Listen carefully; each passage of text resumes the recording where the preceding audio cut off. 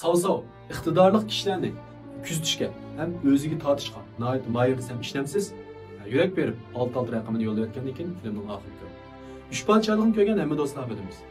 Savsov nihoyat iqtidorli bir pasiballarimiz. Savsovninki odamni tunish, iqtidorlilarni bayqash va ularni o'ziga tortib akilish iqtidori nihoyat kuchli.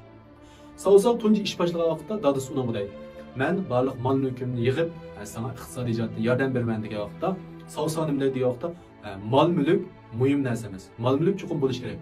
Eng muhimi iqtidorli odam deydi. Demak, mushuninglar Savsovning iqtidorli kishilarni orzulaydiganligi ham shularni foydalanishni bilganligini bilalaymiz.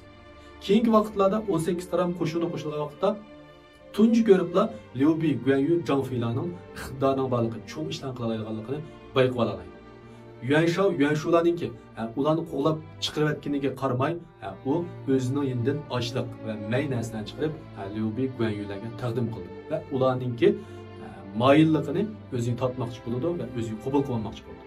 Garchi u Liu Bi, Guanyu, Zhang Feilarni o'zining qo'l ostiga akrammagan bo'lsa-mu, o'zi uchun ishlatilmagan bo'lsa-mu, ammo uninki mushundoq iqtidori ham iqtidorlilarni bayqash, ularni hurmatlash, cho'ng ko'rishdek bir xil odati uning atrofiga nurg'unlagan iqtidorli mushavirlarni, song'ullarni boshlab akiladi, tortib akiladi. Shu sababdan Savsov tez suratda kengayib, cho'ng ishlarni qila oladi.